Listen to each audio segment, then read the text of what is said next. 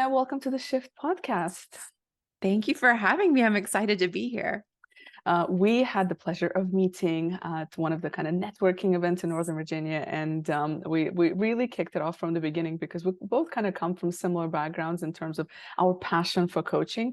But you're doing some really amazing things within like leadership coaching space and coming from a very diverse environment of being in a corporate world and even teaching, and now like launching your own practice and been doing that for some time. So just give us a little bit, more storyline around why did you, how did you get into this talent profession, and what's your story? When I was a little girl, I used to go on road trips with my parents, and we would get in our 1985 Oldsmobile station wagon, and I'd want to listen to Rafi, who was like a children's singer, and my parents would be listening to Tony Robbins, the motivational speaker. They were building a dental practice at the time. And so I would be listening to him, even though I didn't want to. And I'd be listening to him talking about your potential and unleashing your power within and all of the untapped things that we're not able to do in our lives because we play small. And so I heard that type of talk all throughout growing up from my parents, from Tony Robbins. And it's sort of silly, but I think a lot of it sunk in because from a very early age, I understood people had this powerful potential within them. They had different things that motivated them. And I sort of started to understand a little bit about what that was. And so it took me through a career path really of wanting to help people tap into that, to help people be the best version of themselves. Mhm. And so I decided to go the route of human resources, thinking that that would be how I could help people do that. And while I had a very successful, wonderful career in corporate HR, I realized I wasn't quite aligned to really being able to help people do that fully.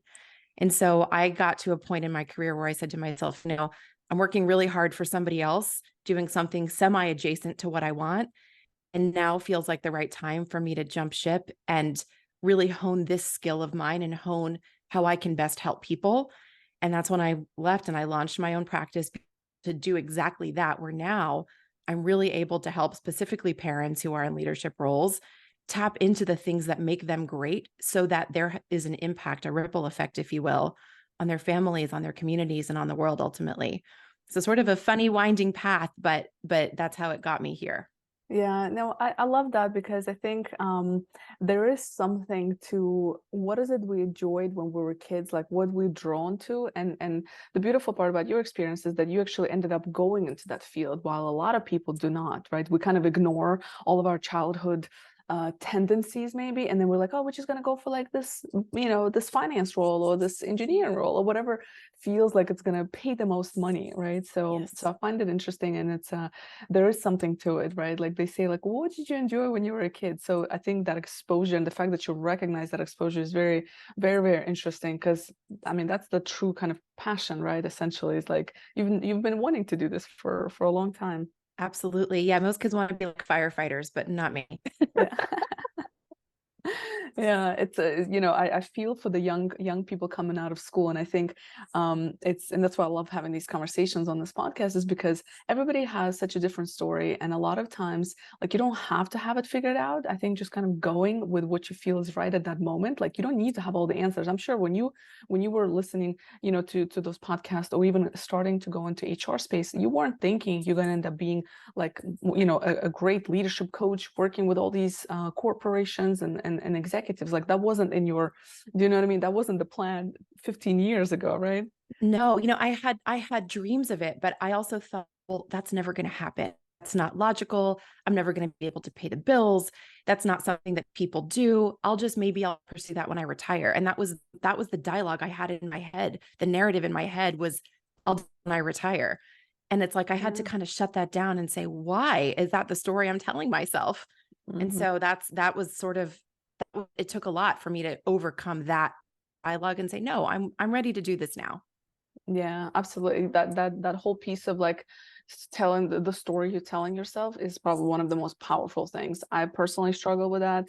You have like I've had to hire coaches just to get me to Yeah. overcome the mindset, right? And I think that's what a lot of people struggle with. Do you see a lot of your clients like, struggle with that? I do. I think it's hard for people to ask for help especially when we are busy people running around doing a million different things for a lot of different people. And I think secondly, it's hard for us to have the time to reflect, the space to step back and say, am I even happy doing what I'm doing? Am I enjoying my life? Am I living out all the things that I think I was given to do on this earth? And so a Mhm. lot of people, I think, struggle with even getting there. And if you can't get there, it's really hard then to ask for that help. It's really hard then to get somebody in your corner who can help.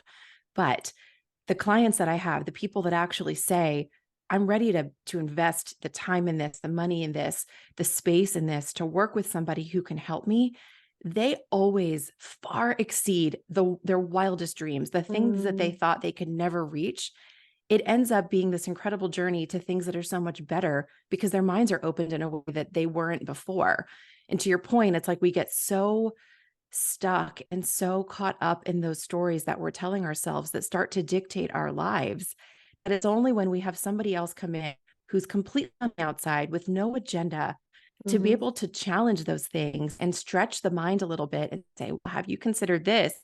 Where people say, oh my gosh, that never even crossed my mind. Yeah. Wow, I see things completely different now. And it's very powerful to watch that. Yeah, absolutely. And I think you bring up a good point about somebody coming from the outside, because what I often hear is like, well, like that's what the friends are for, and that's what, your kind of like mentors are for. But like you said, everybody has, it's not just like even an agenda, but sometimes it's also just biases, and they are too close to you, and sometimes it helps. And it's like if we want to become, right, 'cause it's about becoming somebody else, we can't have like people that see us only in this way. You almost need a new perspective. Mm, You yeah, know what I mean? So so there is, because I mean, again, I experienced this myself as well. Like I have great friends and great kind of mentors, but I spend a lot of money on coaching from other people. You know what I exactly. mean? Yes. Because you need that completely different perspective where there's no judgment, no biases, nobody who necessarily cares about you that much, who just there to like give you that space to think and to challenge your thoughts. That's right. I totally agree. I think to your point, everybody sees us in the box that they know us in, whether it's friend or wife or partner or mother or Mm, employee or boss or whatever it is. And people judge us and look at us in that way, in that light. And that makes total sense. Of course they do. But to your point, that person then can't bring in a viewpoint of somebody who can see so much further beyond that space. And that is the beauty of coaching, right? It's somebody that, to your point, is completely outside. They don't have an agenda for you. Their only agenda for you is to help you reach what you want. And mm, what a beautiful space to be in, because then you've got the opportunity to reflect, the opportunity to dream, the opportunity to say things to somebody that you have never said to somebody else, that allows you to then sort of explore what could that path look like for me. mm. In addition to some of these things, have you seen any themes that come out from clients you worked with in terms of why is it so hard for us to create that story? Like, do you see like a theme of like what is it that holds us back often? Yeah. So I think a lot of it, and you probably hear this a lot, is sort of social media has a big impact, right? We see the things that are shiny that we think we're supposed to want. We're supposed to want to have the fancy car, the big house, the job with the special and fancy title, the corner office, the perfect life, the perfect balance, the perfect meal. That is the world that we live in right now. And so it creates this feeling of inadequacy in a lot of us. And it creates values for us that aren't necessarily the things that we really care about. And I'm not judging any of those things. I think those things are great and you should go for anything that you want. Hmm. But that being said, it can cloud the things that are really important to us. And so a lot of times somebody will come to me and they'll say, for example, I really want to be in the C suite. It's really important to me to be in the C suite. And as we start to unfold that, what we learn sometimes is something like that was important to their parents, that is Mm, important to their spouse. But what they really want is to have balance. That's really what's important to them, more important than any other title. That's what they want. And so sometimes it takes unwinding the things that they thought were important and really getting crystal clear on what really drives them. Because no matter how much they push and push and push for the C suite, for example, when they mm, get there, they're still not going to be happy. And so it's my job to help somebody really determine what is it that they want and why is it important? Because sometimes it's not even the thing. It's, as I call it, like the thing behind the thing. It's why is that important? Why is that going to make you feel whatever it is that you want to feel? And so I think it's sometimes unwinding that story and really getting behind the why, the purpose of what it is that they think that they want. And so that starts to put us oftentimes on a different path. And Hmm. or it puts us on that path and we understand crystal clear why that is. And that why, that purpose behind it is incredibly important as we start to set goals and start to get towards what it is that the person wants to get towards. Hmm.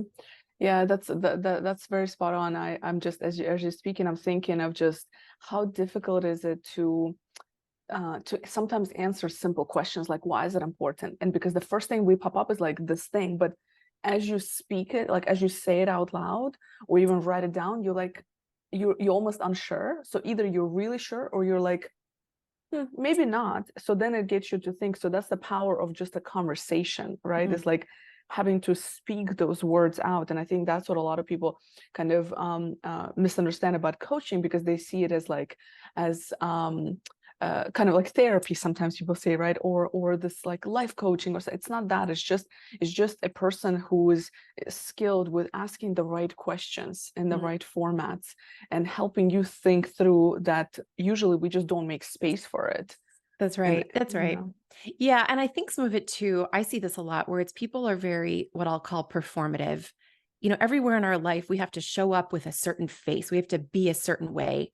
We have to be on in a certain way. And I think sometimes that clouds the authenticity and who we really are. And to your point, when you are with somebody in this space that is just for you and about you, I think part of what we're skilled at is creating that safe environment for somebody to strip all that away. Take away Mhm. all the excess junk that we have to wear and just come as you are. And if you do that, then you're looking at a very powerful connection, a very powerful interaction because it's real. It's really there to allow you the space to just come as you are, be as you are, say what's on your mind. And to your point, speak it aloud. And I think a lot of times that can draw a lot of emotion from people that they don't even know is there. And I see that a lot from men in particular, Mhm. where they have to put on this, they feel that they have to put on this very tough face.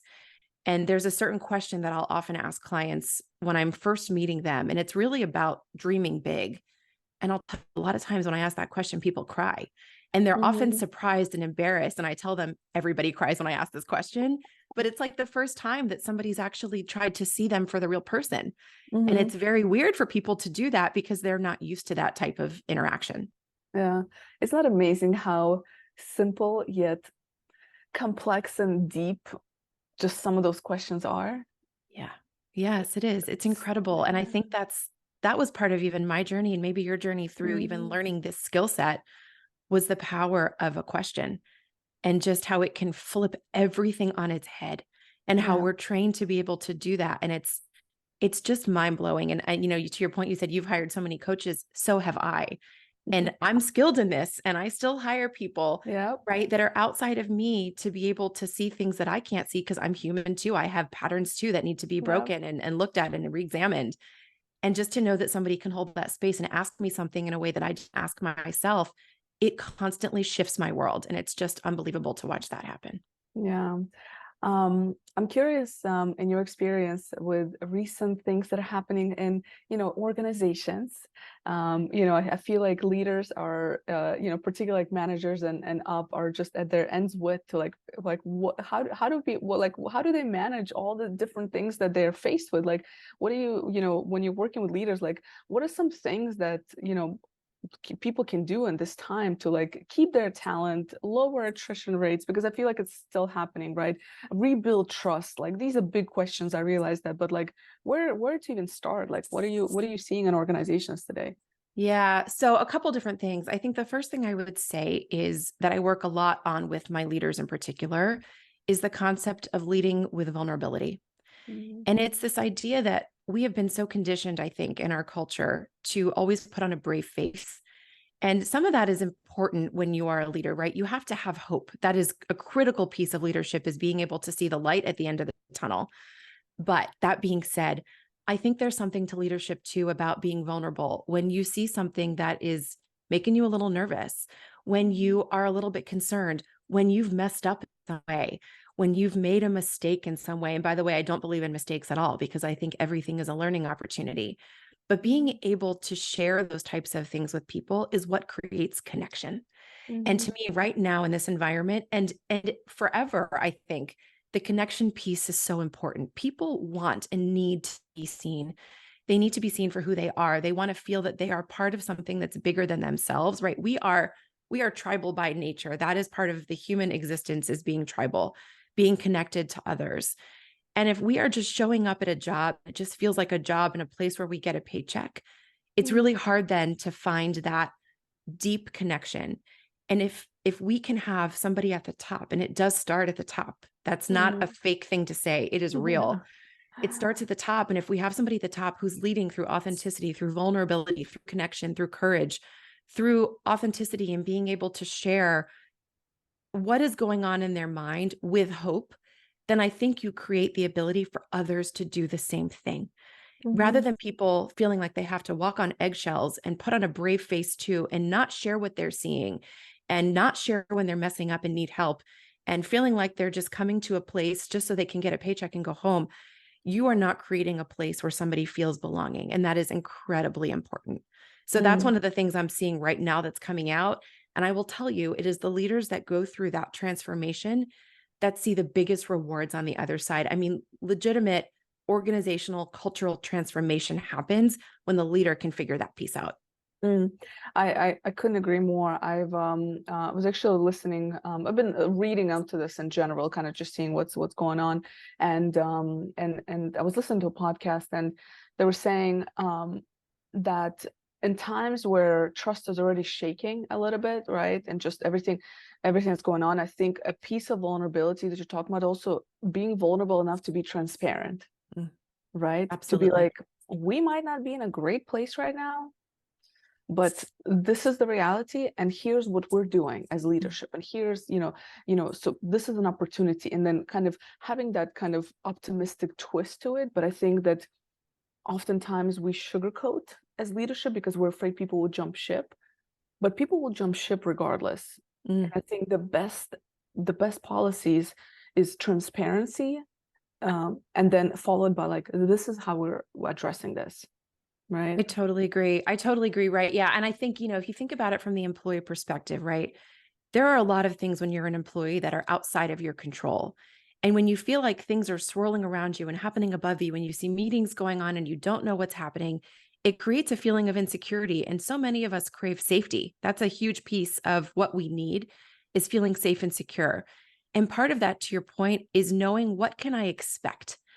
It might not be the outcome that I want, but if I know that that's possible, then I feel some control over what I can do with that information, versus, to your point, feeling like things are swirling around me, which makes me want to leave anyways. And so I Yeah. think you're right. I think that transparency is incredibly, incredibly important. And leaders that I work with that I think bring that piece to their organizations and to their cultures. And that is a hard thing to do, by the way. It's not easy.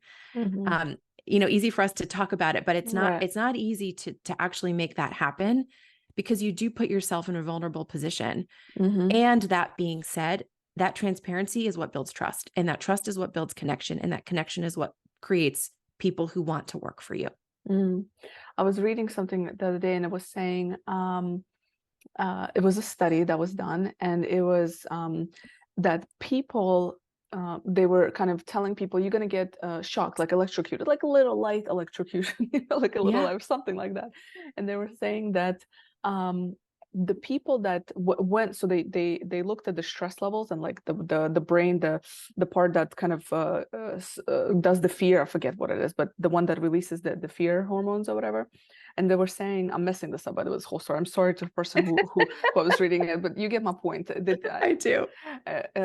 So they were kind of looking at the aspects of your brain and kind of your heart rate, about, somebody when they're telling you, hey, in 5 seconds you're going to be shocked, versus telling you, you may or may not be shocked. So the people who knew that they were about to get shocked experienced less stress levels and less fear because they were expecting it, Mm, versus people who didn't know if it was going to happen or when it was going to happen. That uncertainty, if it's happening or not, skyrocketed in terms of stress levels and the brain activity in that space where you feel fear.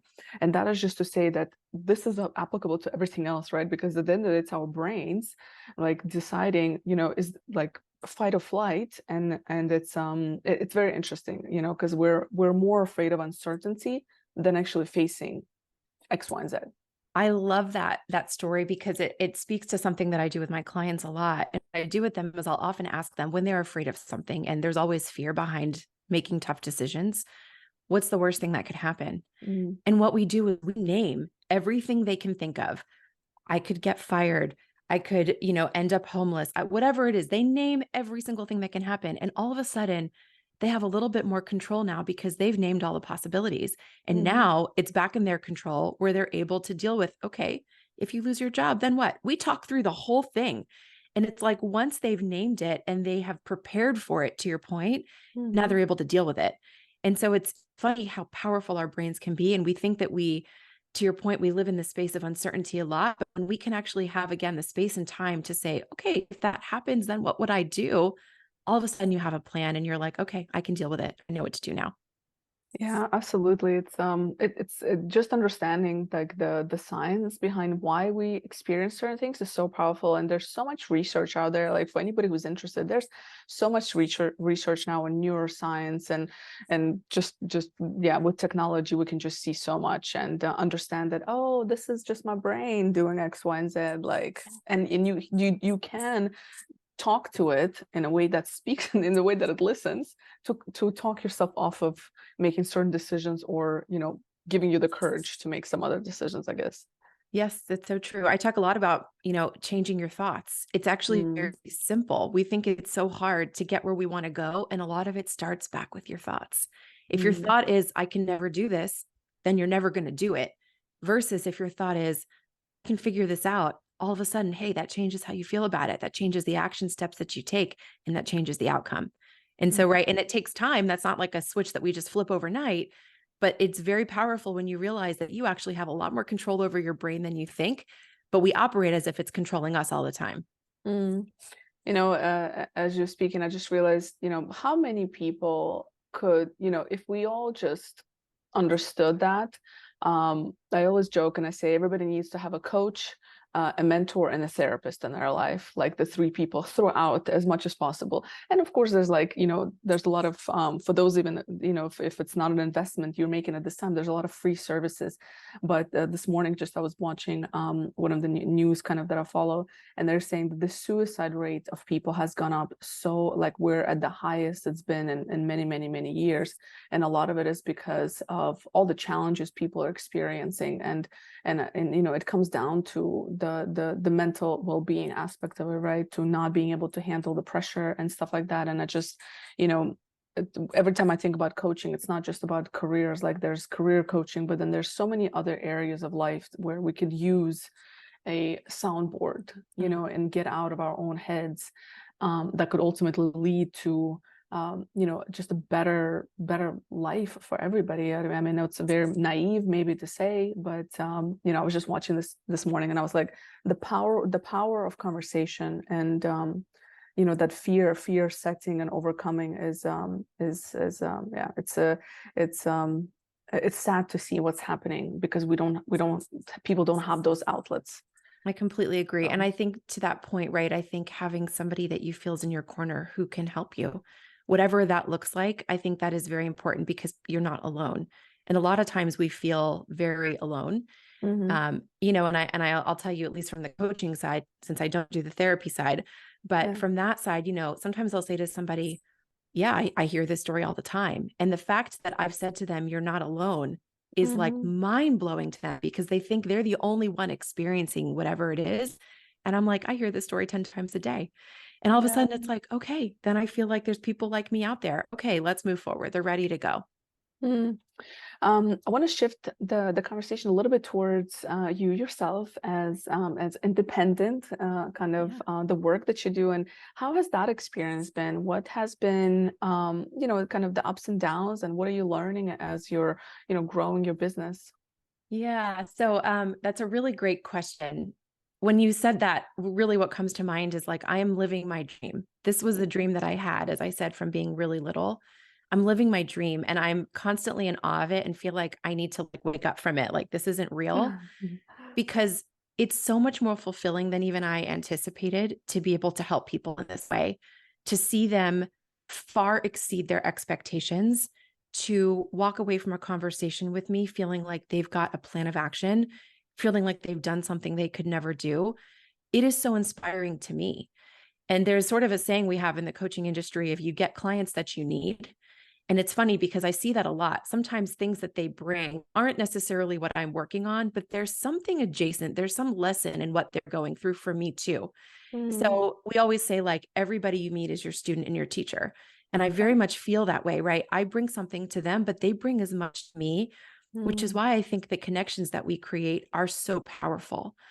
Something that I have found that's been very surprising to me, I think, is I don't think that I realized how much of what I'll call a poker face I was wearing in my career for so long.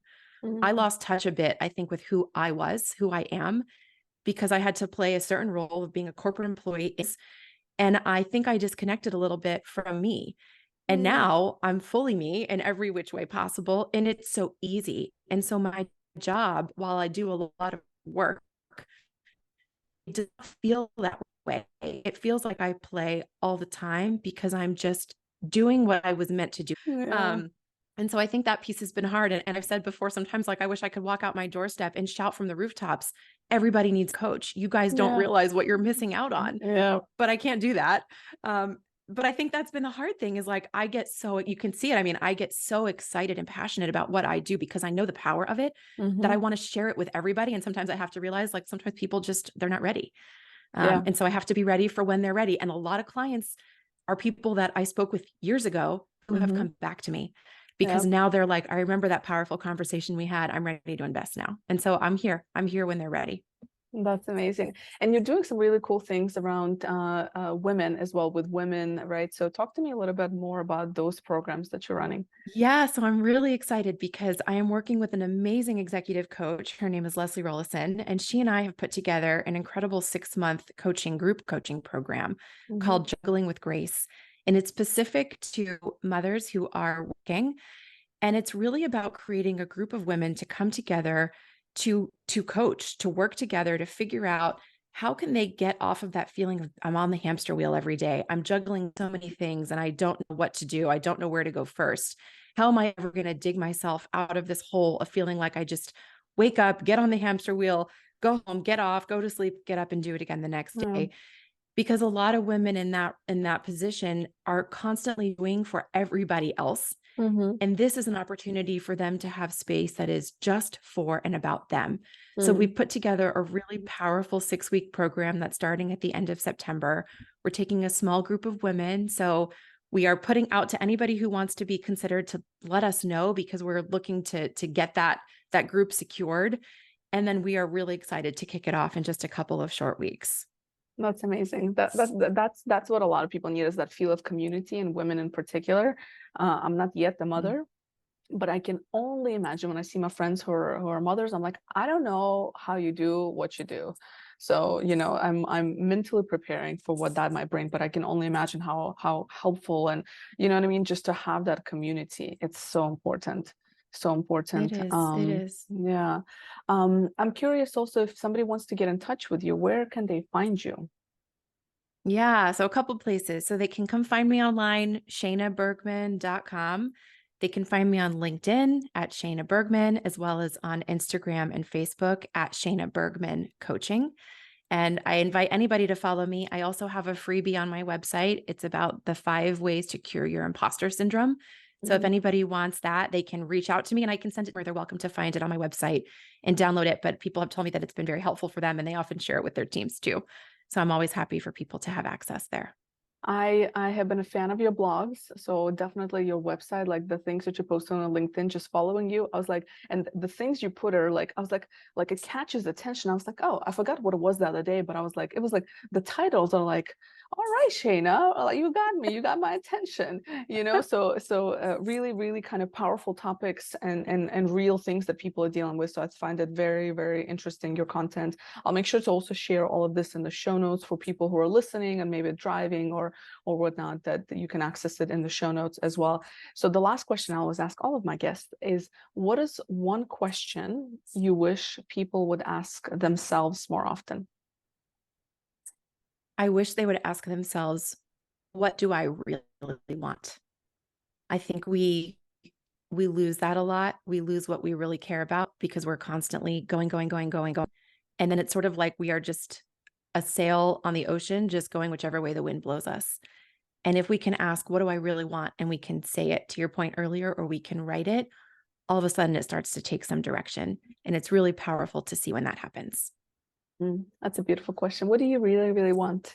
Well, I encourage everybody who's listening, and maybe that's an exercise I'm going to do, because I think it's healthy to revisit that every few months or so, just to make sure you're still on that thing that you really, really want, because it's easy to get lost. I love that question. What is it that you really, really want? Shayna, thank you for your time. Thank you for sharing some of your stories and knowledge, and look forward to having you back at some point in the future. Thank you. I had so much fun. I appreciate this so much. Thanks for the time too.